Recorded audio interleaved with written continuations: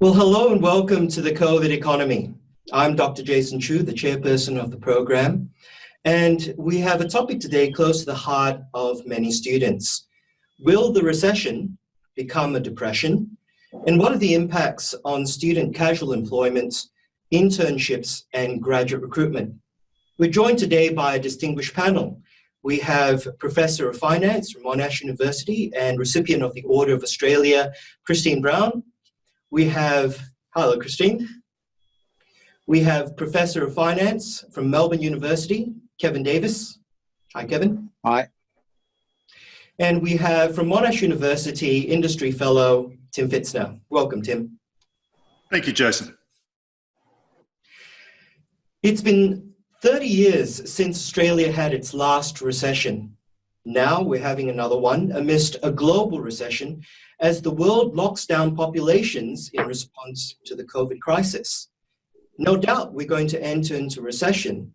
And to the panel, I'd like to get your thoughts on whether we'll be likely to go into a depression. So do you think there are any key factors that would have to occur for us to worsen into a depression? And how likely do you think they are to occur? Christine, could I have your thoughts, please?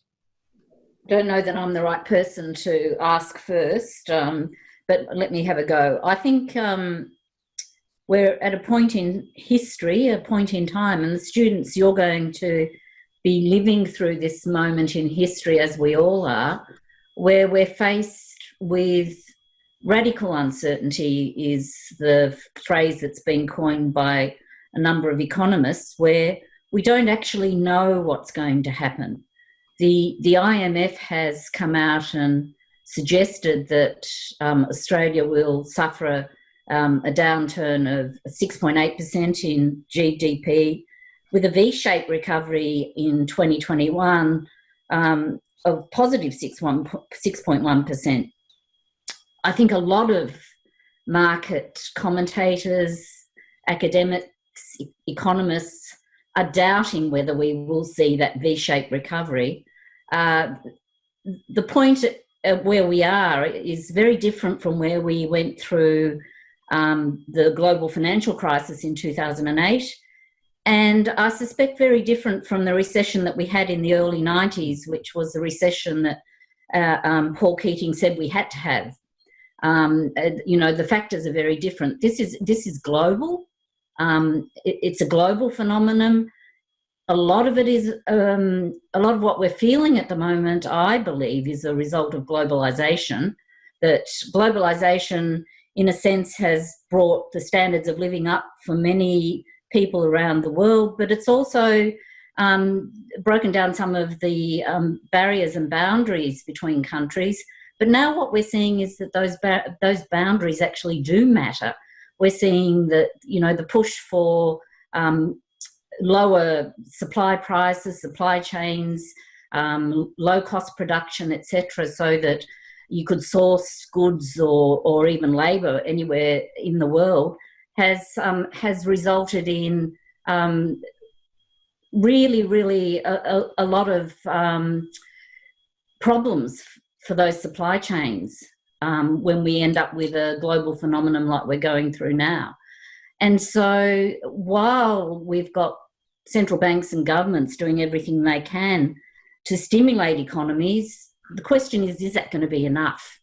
And what we need now, I think, is visionary governments, and I suspect that a lot of countries around the world, governments and central banks are really attempting to stop those respective countries sliding into a depression.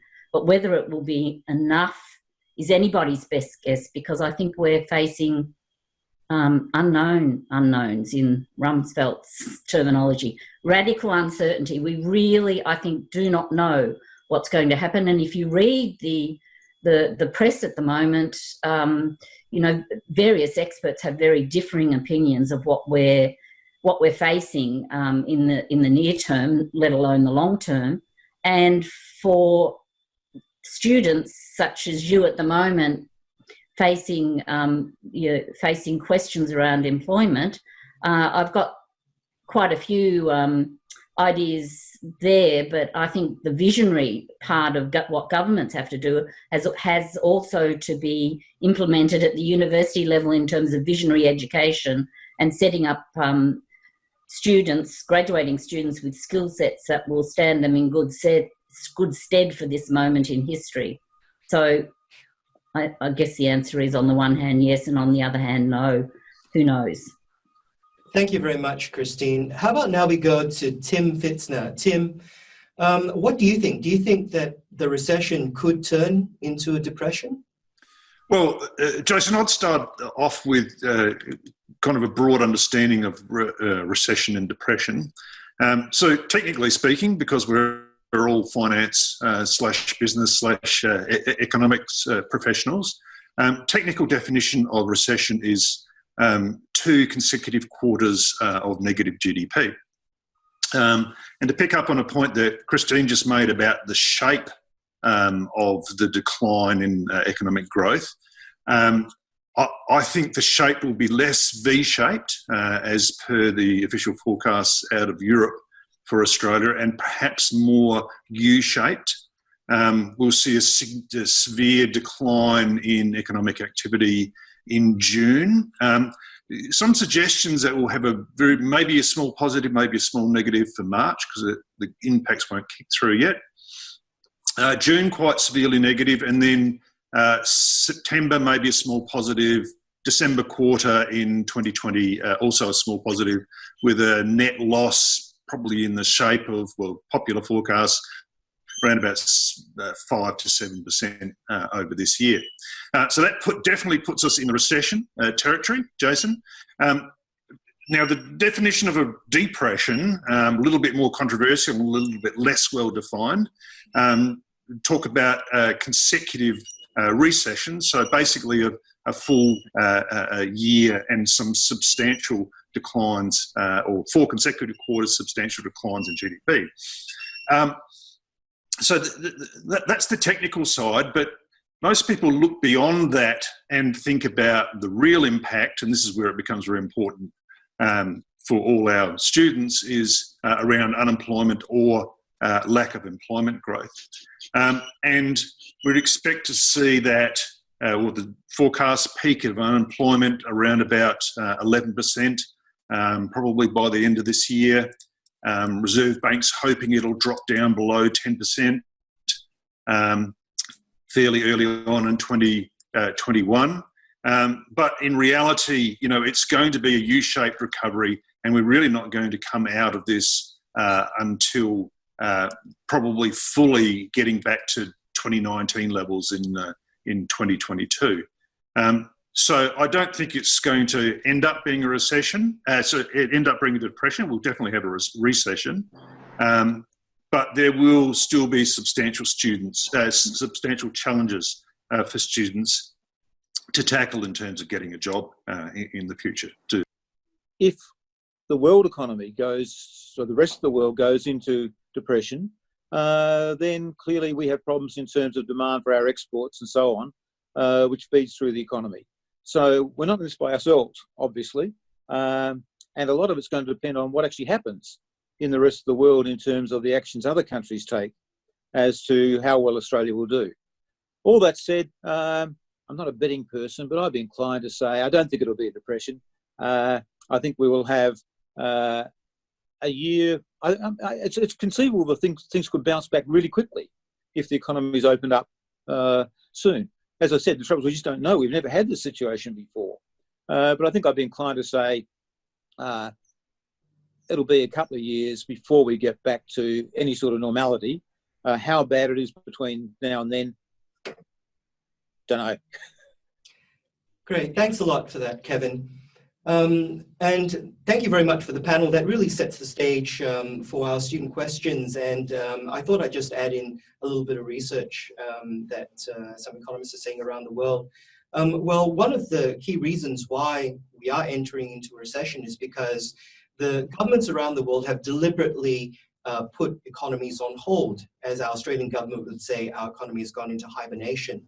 And that's really a trade-off in terms of preserving human life compared to economic cost, and these were the scales which were being balanced. Preservation of life versus economic life. And the sort of period as to when we'd be able to go out of this lockdown, and the government has been updating its indicators, is we have to have lots of testing, we have to have a flattening of the curve, and all of those things have been happening so far. And we can sort of see a little bit of light at the end of the tunnel in terms of when our economy could be reopened again.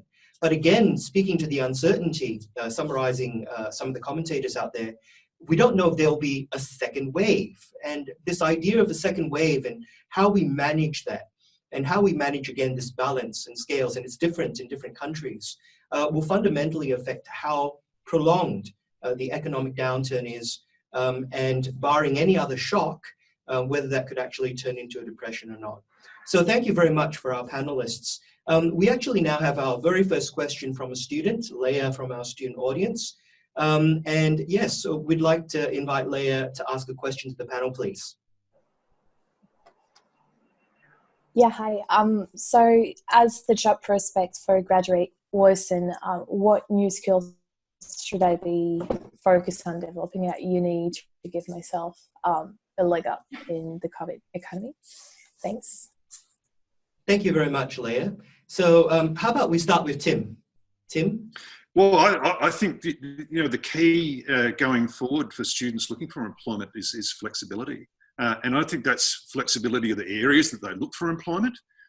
Traditionally, we think of finance graduates heading off into the into the financial institutions, getting traditional types of jobs.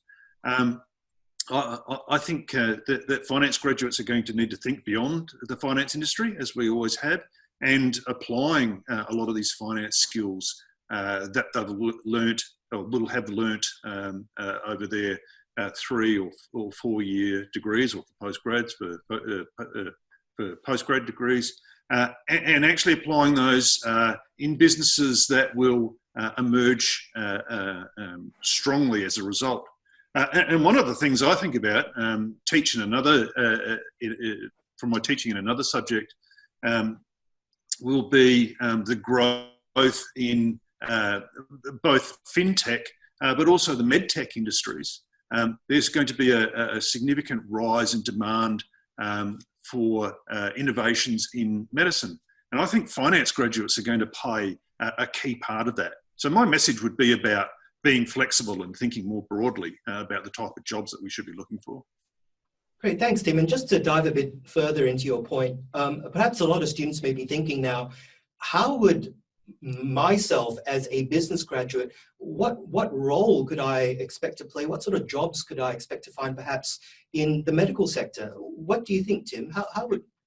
Well, let me go into that a little bit further. So there's a lot of startups will be entering into the medical field, particularly for things like diagnostic tools. They're expecting that around 40% of medtech startups will be diving into the wearables market. Wearables market is reasonably well known, but there's going to be substantial investment in that. So, I think these things are all from full-time jobs to even side gigs for students, teaming up with potentially other students, or looking at medical employers to actually apply the finance skills to the development of the business case, to the development of the business, getting in on the ground floor. And it really is about that partnering. And as I said, perhaps even a side gig for the flexibility aspect. Thanks, Tim. Christine, your thoughts, please. Well, I've been a university educator for longer than most of the youth students will have been alive. And I think that a university education, and Monash University, a group of 8 university, sets students up with the ability to think deeply about problems and solve problems. And I think that that's our objective in terms of understanding how the financial markets work, the roles of financial institutions in the markets, innovation, entrepreneurialism. And I think Tim's point is really valid. I think that because you're young, you students are very young, you're developing your ability to think from first principles through the education that you're being offered here at Monash University, that you will be the problem solvers. I think we're in a situation, this radical uncertainty that everybody is talking about, we don't know what the future holds, and we have to be very open to solving the problems that we as a society will face when we come out the other side, as everybody is saying. And this coming out the other side is going to be extremely dependent to some extent on finding a vaccine for COVID-19. But as we do come out, there will be many, many opportunities for students who can think from first principles. And the finance industry is going to have a really big role to play in building the economy again. And there will be new branches of finance as we're teaching, with a whole lot of new disintermediation in the market through fintech, etc. And, your goal as students really must be to do the best that you can with your studies and be very open and very flexible to what might be the emerging new roles in a very different economy and society, I think, as we do come out the other side. I don't think things are going to go back to being the same as they were before. There will be many businesses that won't reopen, but there'll be many new businesses that will start up. And if you're open to those challenges, then I think there will be many opportunities. But you do need to be aware that a lot of those opportunities will be very different from what would have happened had COVID-19 this pandemic not occurred. Thanks, Christine. So, Kevin, now, what sort of new skills do you think that graduates should be focused on developing to cope in the new COVID economy? That's a difficult question. I see university education. I should preface this by saying I'm not a good person to talk about job opportunities. I've never had a proper job in my life. I've been an academic ever since I never left the university, actually. Having said that, I have had a fair bit of experience in consulting with companies and so on. But I do think part of the challenge is going to be that there was already a lot of structural change going on in the economy with the growth of fintech or technology and so on. And the experience of the lockdowns and so on is potentially going to change things as well, in the sense of people suddenly discovering, I can actually order in good quality food from what used to be a restaurant. And so we don't know exactly how the lockdown is going to change people's demand for different types of activities and goods, and therefore how that will feed through into different types of jobs. I think one thing I would say, though, is that there is a lot of emphasis by governments at the moment on promoting, and this was happening before the COVID-19 crisis, on promoting small and medium enterprises. They actually employ the bulk of the workforce, and they're suffering very badly at the moment. Some will disappear, some new ones will start. And so I suspect that's an area where there's probably a lot of opportunities that often our graduates don't really think about. They're too focused on investment banking or big employers as opposed to small enterprises. So I think there's opportunities there. But then I'd also pick up on something Christine said, and that is if you're willing to take the chance. One of the issues, I think, for anybody going into the job market is you've got to try and find a job or a role that suits your personality. If you're a really conservative, non-risk taker like me, you wouldn't want to go into setting up your own SME or being a member of an organisation that's got a chance of doing exceptionally well or a chance of failing and you're losing a job. So I think you have to be careful about those things. I'd also make the point that I think students, in thinking about the skills they need, should be focusing on not just the next year or two, even though I know that's when they go into the job market. They need to be focusing on what's going to sustain them through a whole career. And in that sense, the lots of the more general topics and things like programming and coding, I think is an area that lots of students should be spending more time on. I should be spending more time on. because that's clearly where there is a lot of opportunities at the moment, and lots of jobs will appear. Thank you very much, Kevin. So just to summarize, and also I asked quite a few of my other colleagues and students about this question as well. It's a very tough question. What sort of skills should I be focused on? New skills focused on to compete in the COVID economy. And just to touch back on what Christine said about going back to first principles, it can seem very daunting, I think, for a student to go out to, say, a medical company and say, I'm a finance graduate, hire me. So just speaking a little bit about that, and to some of the responses that staff in the first unit that I run, about how students can go and approach other industries which aren't within the traditional realm of finance, is you can approach it from the sense of what is the importance of finance to all industries. As an example, one of the key things we teach in Foundations of Finance is that all businesses have a cost of capital. If that cost of capital is not paid, then any business would not be able to continue. So being able to go into any organization with an appreciation that it's not just you're having a wonderful marketing campaign, you're producing some wonderful medical products, you're doing some wonderful manufacturing, but if the type of projects you're doing aren't earning a return which is sufficient enough to pay for your cost of capital, then your whole business won't be viable. So bringing that sort of expertise into organizations, which not many other disciplines really emphasize for students, bringing that appreciation of the importance of cash flow. And one of the reasons why lots of businesses are folding at the moment is they're in a cash flow crisis, not enough money coming in, not enough money going out. So in finance, we focus a lot about concentration and analysis of cash flows and appreciating the risks that arise out of that.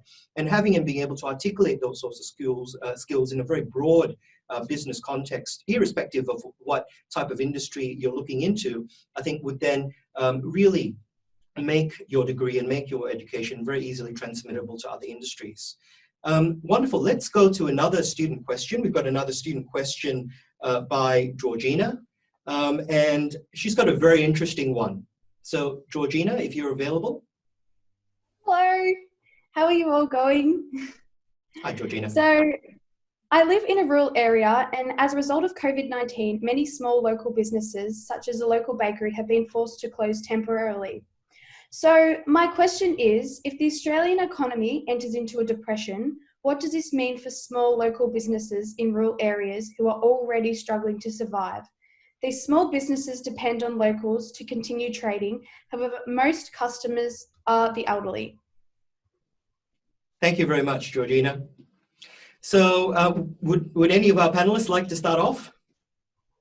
Well, maybe I will. I'll Kevin and I, students may not know, but Kevin and I are partners, and although we look like we're in different places, we're in the same house, broadcasting this, and we've got a business interest up in Yakandanda, which is up in the northeast of Victoria, and it started off as a very large building built by our architectural brother-in-law using recycled materials, and it was to house artists and local businesses, and it's a very large commercial centre now, really. There are still some artists in it. What's happened in the rural areas, as Georgina has said, is that a lot of the businesses have had to shut down. And this is where I think the government stimulus for small and medium-sized enterprises in terms of the subsidies to employers, to employees, and the rent assistance that's happening to small businesses is going to make a very big difference. And I think that in many of the rural areas where they're not a lot different from what's been happening in the big cities in terms of particularly the restaurants and some of those businesses where they've been compulsorily shut down, and many of those businesses have had to think outside the box, as Tim was saying, be flexible. A lot of the restaurants, for instance, in Melbourne have gone to delivering boxes of high quality produce instead of delivering meals, etc. So business owners also have to be flexible and think outside the box. I think it's going to be really tough. And I think that, as Kevin said, when we compare this to the Depression of the 1930s, the governments are much more aware of what's needed in situations like this, and the stimulus packages are going to help enormously, both in rural areas as well as in the city. So I think, hopefully those small and medium-sized enterprises, as many of them as possible, will come out the other side, as everyone keeps saying, and still have a business to run. But a lot of them, of course, won't. Thanks a lot for that, Christine. For our remaining two panelists, I thought that in addition to talking about how rural businesses would survive, we'd add in another dimension into the conversation, and that is universal basic income. As part of the American election cycle coming to the November election, what's been talked about quite frequently in the United States now is the idea of a universal basic income, where every citizen of the country receives a stipend or a dividend or a certain fixed amount of money to survive, for example, $1,000 Australian a month. And one of the potential advantages was that it directly helps rural areas. And when this money is circulated into the economy, the rural economy, this would multiply out, of course, many times over. So thinking about the possibility of a universal basic income and, what might be that and other potential policies that could particularly benefit rural areas. So perhaps let's go to Tim. Okay, so the first thing, and I grew up on a farm until I stayed there till I was about 16. The one thing I always think about country people is that they have enormous quantities of resilience and a great deal of hope and stoic in facing their challenges. Australian farmers and Australian farming and rural communities are great at that. The second thing I think about, Jason, is that the rural community broadly across Australia has really been hit for six. We've had this COVID-19 challenge following what's generally been some of the most severe droughts, for 100 years. So we've got two things working against us. Now, and I can't speak broadly right across Australia, but the early signs for the season for the agricultural sector, we are getting some rain. And so there's no certainty about that, but, we hope and pray that that continues, and that will actually help to buoy those communities as well, because when farmers have got money, they spend it. And that extends right from the bakery in your local town that you're talking about through to, the machinery businesses, boost to all sorts of community activities. It may be one of the bright spots in all this is that with stronger commodity prices, we actually have a better season. And then the third thing, just to your idea about universal basic income, Jason, I think the one contrast that I would make between Australia and the US is that as a starting point, Australia's social network or safety net is much better established in Australia. And so with quite substantial changes, we can actually provide social income from the government to help support these communities, particularly when there's a larger proportion of people in this population that would, be in the older age group. So yes, there is definitely a role to play here for governments in rural communities. They're going to need to think carefully about that, as well as further measures about supporting infrastructure, and that'll help support that activity as well. Thanks a lot, Tim. Let's go to Kevin now. Thanks, Jason. There's sort of two questions here, isn't there? One's what's the outlook for the rural areas, the smaller towns and cities, and then the question of various support measures, social welfare nets and so on. I think one of the interesting things, I think, for the small entities is that I've been of the view for a number of years. I should actually preface this by saying both Christine and I talked about getting high quality meals delivered. We've never done that. Again, sort of talking from ignorance. But going back to the small cities and small rural towns, I've been of the view for a long time that there is a potential for a reverse flow of people from big cities back to the small towns because of technology. The real question is, how many jobs these days do you actually need to be physically located in a particular office? Now, it's certainly true that you need deliveries of physical goods and so on, but for a service economy, which is what most of our economy is, and we're seeing it at the moment, people can do their job sitting on the back porch like I am. So I think, you know, this episode is going to highlight more and more that actually physical distance isn't an impediment to a lot of occupations. It's not going to help with the baker's shop that is it Rebecca referred to, because ultimately you've got to get people to, you know, people have to come into contact with the bread to actually achieve the sale. But I think there are lots of jobs where physical distance isn't as important because of technology. The other thing I think is also relevant is I've seen a few comments recently that one of the things that this crisis has brought home, the COVID-19 crisis, is that maybe it's healthier to be living in small towns, not in big conglomerates or conglomerations like Melbourne or other countries. So I sort of wonder whether there might not be some sort of bright lights for the smaller towns, in the sense that people will say, oh, I can actually go there and do my job distance by distance. Maybe I'd have to go into Melbourne or capital city somewhere once a week or whatever. And then also, the lifestyle could be a hell of a lot better than being exposed to ill health and so on. That's perhaps more of a problem in the big cities. So I think there's a mix of things there. Getting on to your question about universal basic income, that has some appeal in the sense that it's simple to implement. There's a real problem of how you pay for it, as there is anything.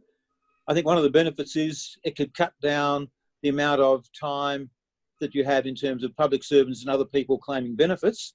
And again, we've seen that in the crisis, that the employment services were swamped with people. And so the government's found ways for people to apply for different types of benefits at with less transactions costs, essentially. But I think the problem with it is that it'll just face so many ideological barriers.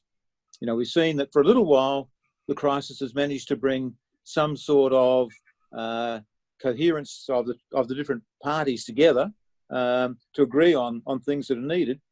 But we're already seeing a re-emergence of ideology, that you can't let a good crisis go to waste. And this is the opportunity for parties of different political persuasions to try and push certain barrows that they believe in, even though the other half of the world believes in the opposite. And I think the trouble with the universal basic income is it's I think a good idea to some extent, but it's very much an idea of the left. And so I think there's Buckley's chance of getting in Australia in the next couple of years. Kevin, thank you very much for that. And thank you for our student audience who's asking follow-up questions.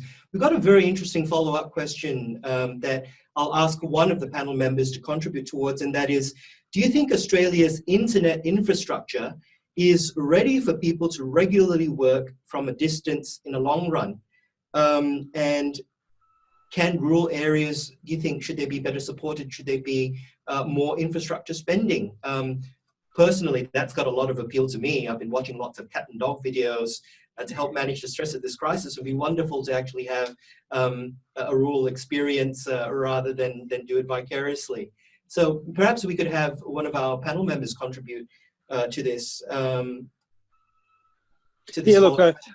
think that's a really interesting question. And I had a colleague say to me about 2 or 3 weeks ago, there was always this stuff about the NBN being a real failure and hopeless and so on. Where will we be at the moment if we hadn't had the NBN? It may not be as good as it could be. It may not serve all areas as well as it might. But I think it's actually, on a cost-benefit basis, I think you'd have to go back now and say, oh, yes, it costs a lot more than we thought it was going to be. wasn't as good as we thought it was going to be, but probably on a cost-benefit basis, it's turned out not a bad investment after all. And the question of, yes, can we improve it? Yeah.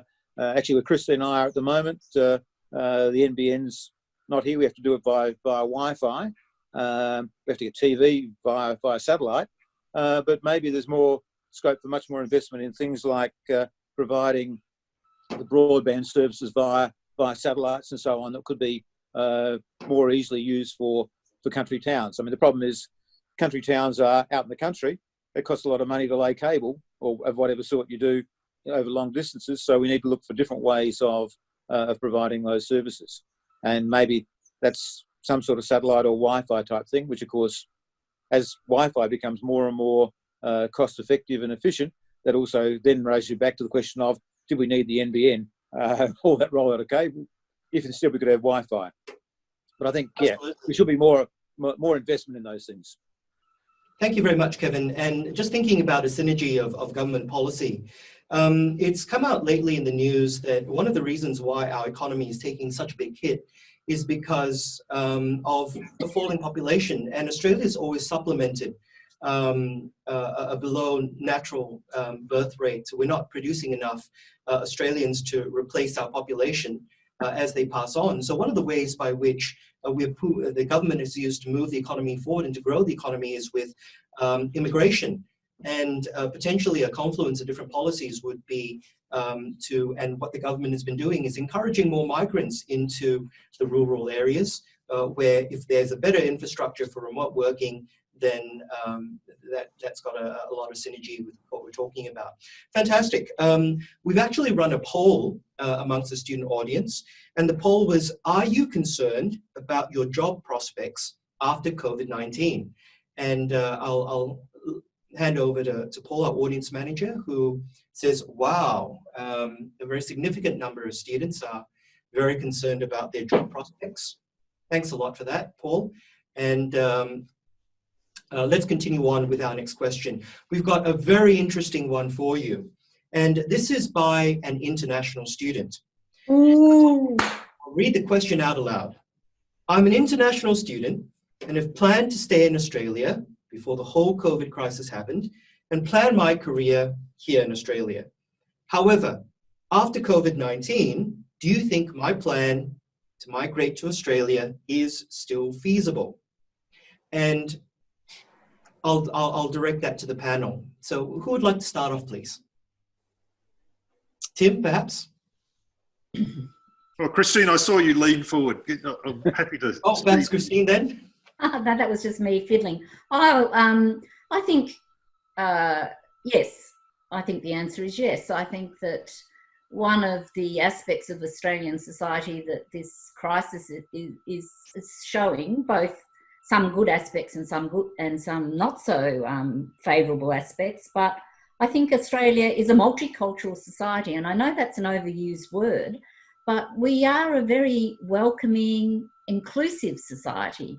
And that, you know, the fabric of our society has been enriched, you know, massively over the last couple of 100 years by successive immigration to Australia. And I think that the international students who come here to study and stay and contribute to the economy, I don't think that's going to change. I don't think this crisis is going to change the way that our country views the contributions of people from all walks of life all around the globe. And so if that was your original aspiration, then I suspect you should stick with it. That here is, as we've witnessed through this crisis, and you know, the pandemic has been likened in many commentaries to a war. It's a war with an invisible enemy, and generally during times of crisis like this, people pull together. And I think if you aspire to stay in Australia, and Australia has a lot to offer, both culturally, as a society, and as for job prospects. There'll be a lot of building that will be need to be done after we get out the other side of this pandemic. And you know, I think Australia offers as many opportunities as any other country in terms of job prospects for graduates from good universities such as Monash. So I'd say go for it. That would be my advice. Thanks, Christine. Perhaps circling back to Tim now. Yeah, so look, I agree. I mean, I'm biased because I was born and grew up here. I think Australia's a fantastic place to live. Having been overseas for a number of years, it was always a joy to return home. I hope you stick with it. I think Australia really has moved forward dramatically. I'd go back 10 or even 20 or 30 years ago in terms of becoming, you know, as Christine said, much more multicultural and much more open society.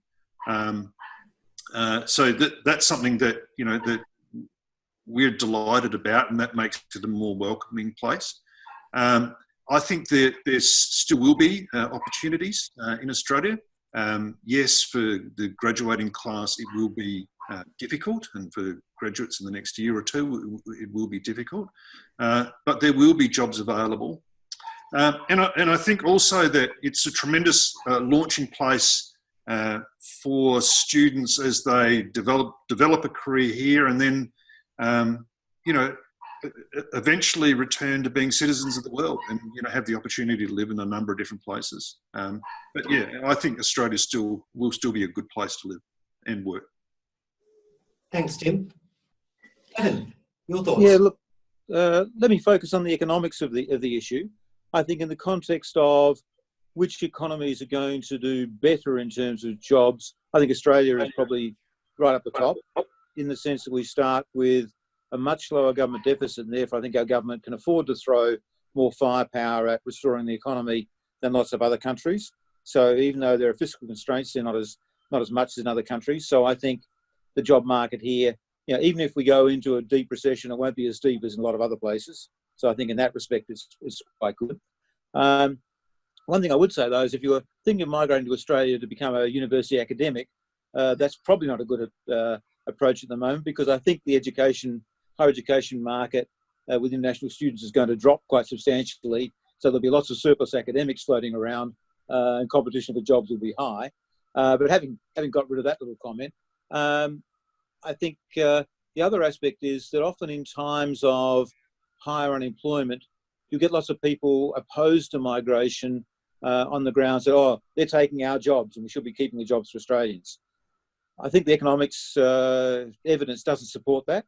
By and large, migrants provide more in the way of expansionary impact for an economy, because A, they want jobs, but B, they've got to spend anyway. So they create more demand than they actually use up in terms of taking jobs themselves. And I think the good thing is that our politicians don't know much, but I think the public servants are aware of all that, and will be able to convince politicians not to react to an increase in unemployment to cut back on migration.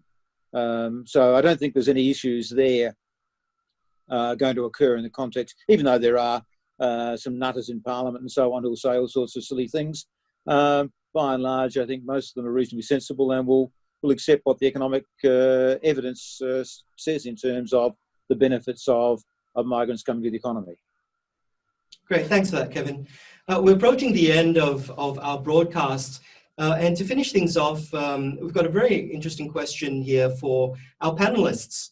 And that is, if you, the panelists, were to come out of university today, what sort of industry or occupation would you go into? Perhaps we'll start back with Kevin. When I came out of university a long, long time ago, the unemployment rate in Australia was less than 1%.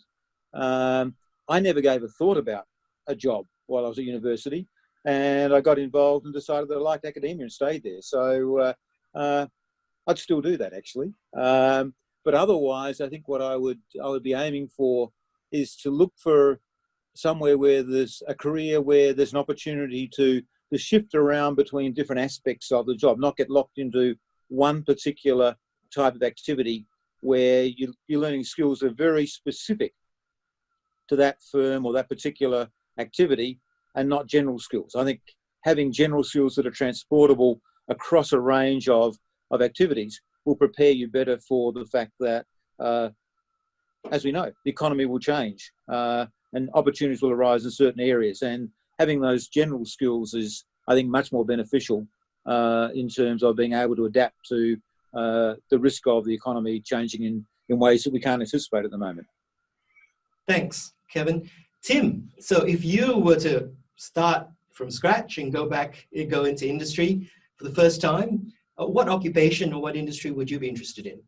So I'd like to think back to that young man that had a lot of hair and was so optimistic at that time.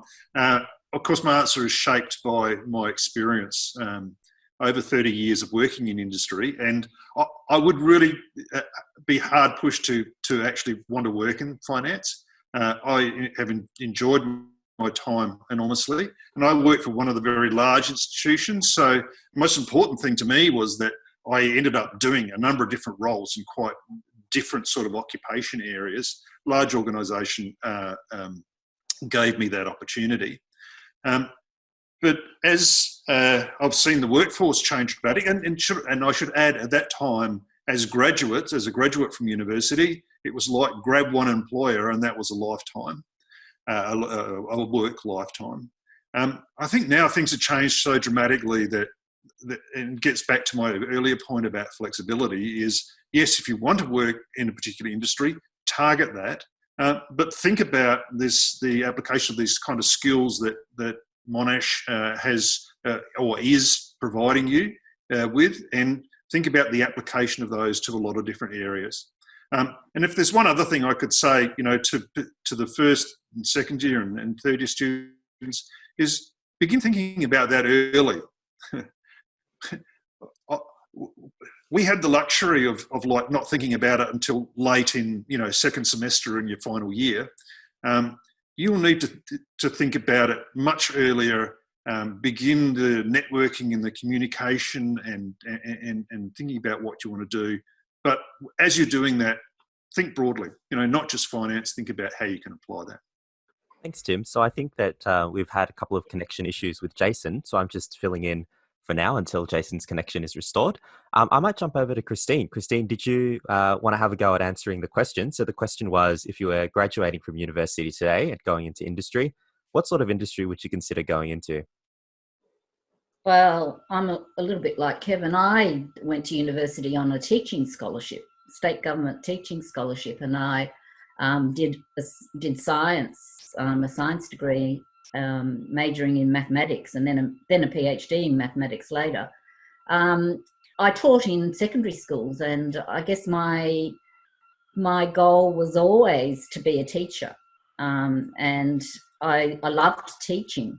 And so I'm not sure that I would do anything different, but what I would say is that having studied mathematics for a number of years at university and then made the switch to finance, I think you do have to maintain flexibility, as Tim says, and that you must find a career and jobs, can be very varied, but you need to find something that fits your personality. It doesn't matter, in many ways, you've got to find a job that brings you satisfaction and happiness. And I said to my children, I've got, children who are doing various things. It doesn't matter what you do, but you need to find something that you really like doing, because you spend your whole life doing it. And I think you've got to maintain that flexibility. And I think that the education that you're getting at the university is setting you up for that. It teaches you how to think, and you need to think very seriously, a little bit of introspection about what sort of person you are, what you would be happy doing. And I do think that one of the things that this pandemic might cause us, give us pause to think about, is that a lot of the essential services in our society, services like teaching, nursing, medical workers, etc., many of these professions have been under-recognised and undervalued. And I think that this pandemic is going to cause us as a society to think about what are the important roles in our society. And so I think that you should be thinking about that. I think you should be open to, a variety of jobs, but think seriously about what would suit you and what will make you happy. Thanks, Christine. That's certainly a wonderful answer from all of our panelists. Hopefully we're able to generate some useful advice from that for all of our students. Now, before we finish off, I just wanted to share the results of our latest poll with the audience here. So in this poll, students were asked if they are considering further study, for example, an honours or a master's degree due to the effects of COVID-19 on the economy. And responding to Kevin's point earlier about potentially the higher education sector going down, it actually seems that about half of the students here today are considering further study. And of those considering further study, it actually appears as if half are interested in pursuing another degree in a business, economics or finance field. And half of them are actually taking on board the advice that was given before, I think, from all the panel really, that diversification of skills is extremely important, and are choosing to potentially study in another field to supplement the skills that they already have in their business or finance majors. So I think that's certainly very promising that the students here today are taking on board the advice that they've been given so far. Now I'll hand back to Jason, who seems to have resolved his connection issues. So Jason? Apologies for that, everybody. The Menzies building had one of its frequent power fluctuations, and the power went off for a second, so I'm glad to be back. Well, as we come to a close of our inaugural broadcast of the COVID Economy, I want to thank all the students for coming along today. We've got another Flux question that Paul will deliver, and we've also got an evaluation poll for you to fill in as well, just to give us some feedback about your experience. And just while we're talking and finishing things off, I'd like everybody to show your appreciation to Christine, to Kevin, and to Tim for joining us today and really providing such a wonderful discussion. So if we could join them in giving them a virtual round of applause, please. Thank you very much. So we've pretty much come to the end of our the COVID Economy, our first broadcast. Just to finish off, for those of you students who are thinking about that very first question, what sort of new skills can I develop, can I grow that I didn't think of developing before? You can see that everything is going remotely. People are working remotely, and people and the infrastructure and the services required for this remote work has really become in very high demand. That's one of the reasons why I've set up a new staff student club called Business School Broadcasting. And we've got some of our business school broadcasting students here today who are taking apprenticeships with Paul and Michael, our staff producers, learning about production skills. How do you create? How do you manage? How do you produce? How do you edit broadcasts like this?